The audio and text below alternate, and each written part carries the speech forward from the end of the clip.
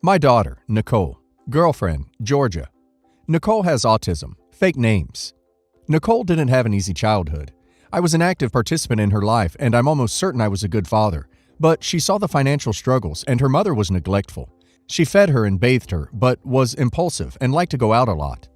I separated from Nicole's mother when she was 6.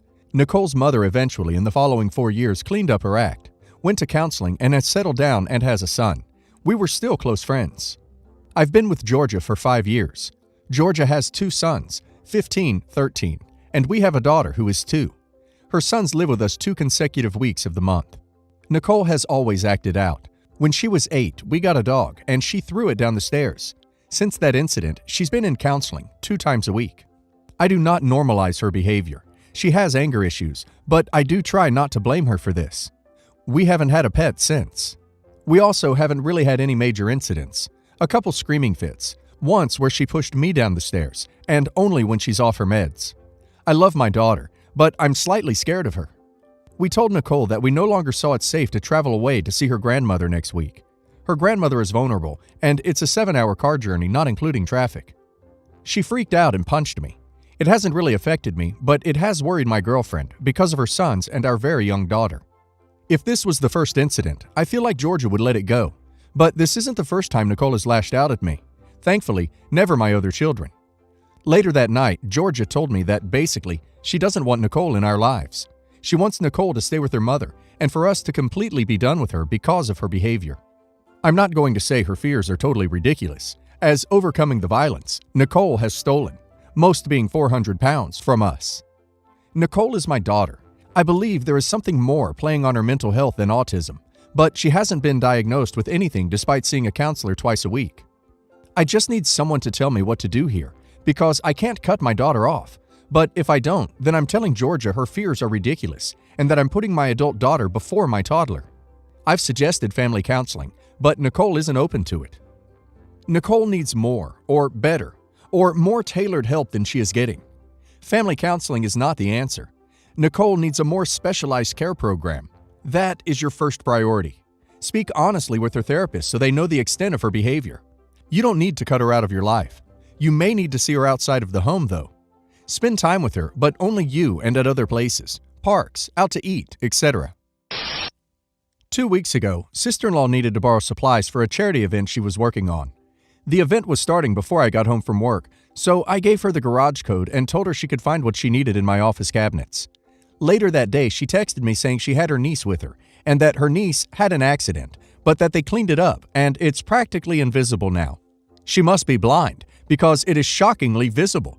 From what I can tell, she gave the kid an open glass of cherry juice. The child dropped it, and it splattered more than 8 feet. It is all over the rug, one of the couches, and even the wall. Neither the dry cleaners nor a carpet cleaning company could help with the rug, so it will have to be replaced. I am waiting to hear back from the manufacturer of the couch to find out if they have any suggestions, but it looks like that's going to need to be replaced too. It's a unique shape that a slipcover won't work for, and the stains are spread too far for a throw to cover the damage. As for the wall, even that seems hopeless. Magic erasers faded the stains a little, but they're definitely still there. It looks like it will need to be repainted. The rug that was damaged was $1,200. The couch cost $1,400.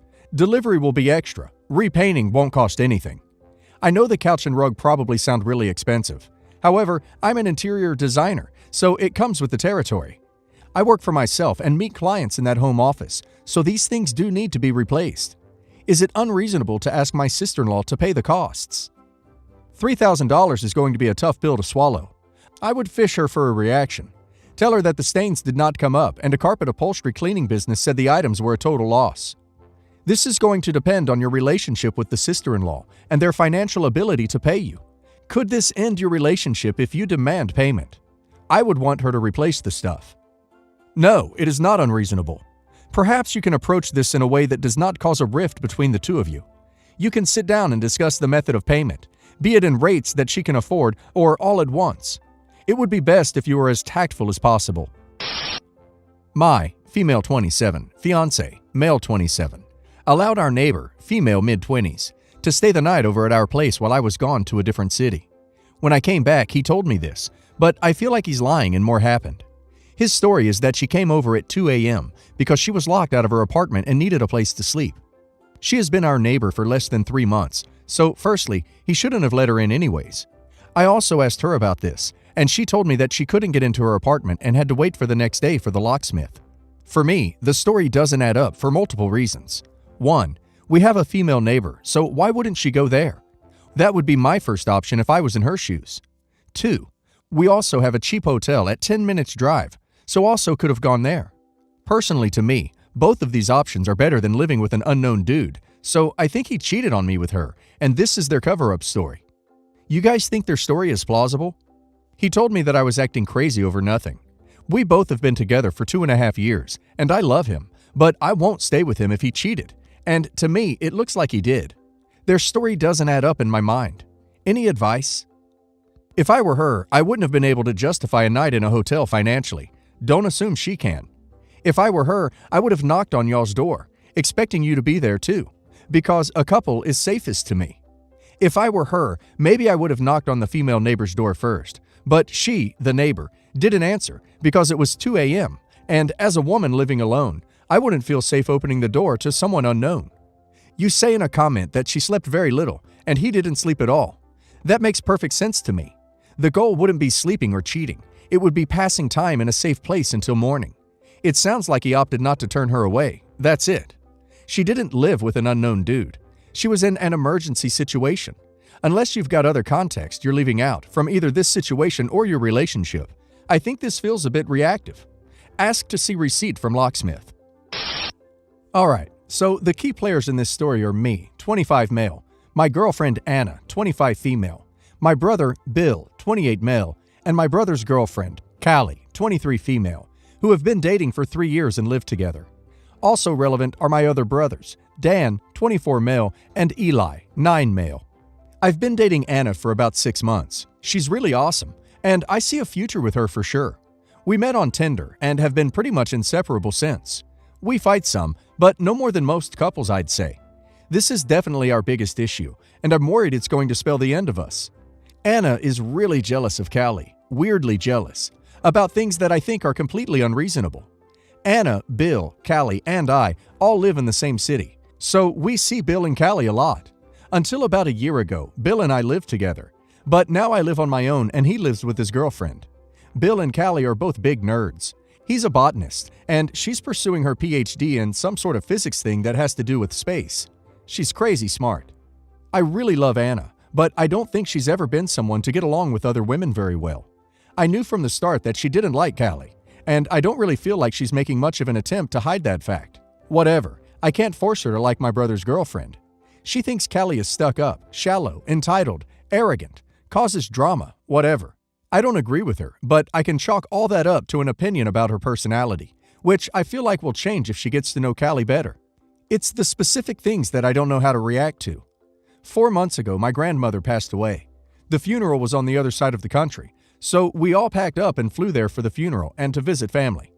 Callie was invited, Anna was not, and Anna was pissed. I'm still hearing about it to this day.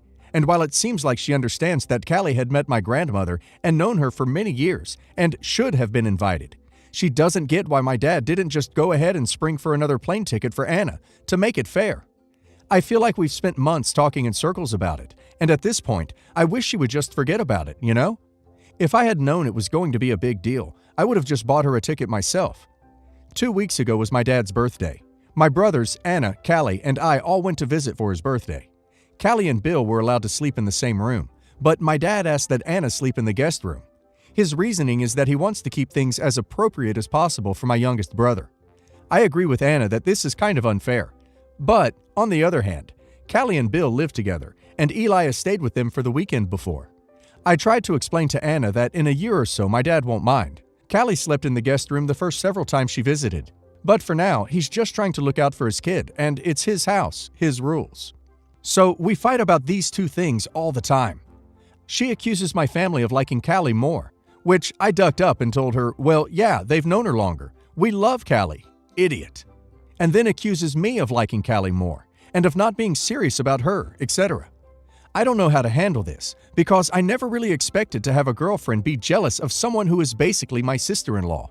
Speaking of which, I know Bill is planning on proposing soon, with my grandmother's ring, and I really regret telling Anna, because already it's, well, that's selfish. What if you or Dan wanted to propose with that ring?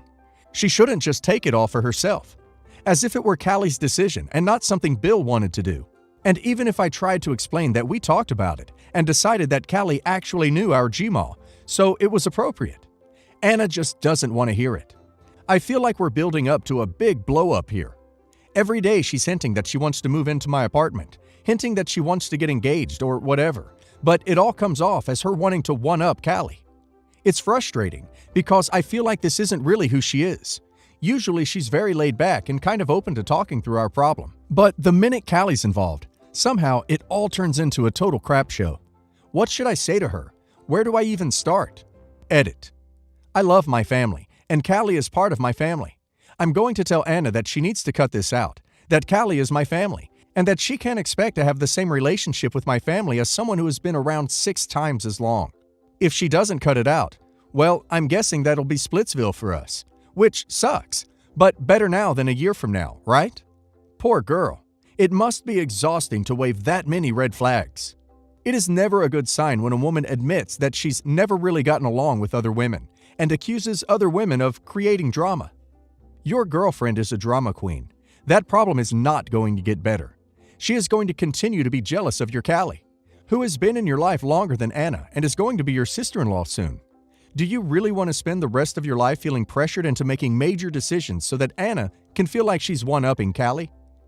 Cut your losses now and find a woman who is not such a brat. Update. I do want to say that my last post wasn't very flattering towards Anna. That's because it was a post about a problem between us. If it were a post about all the things about her that I love, it would have been much longer and much more flattering.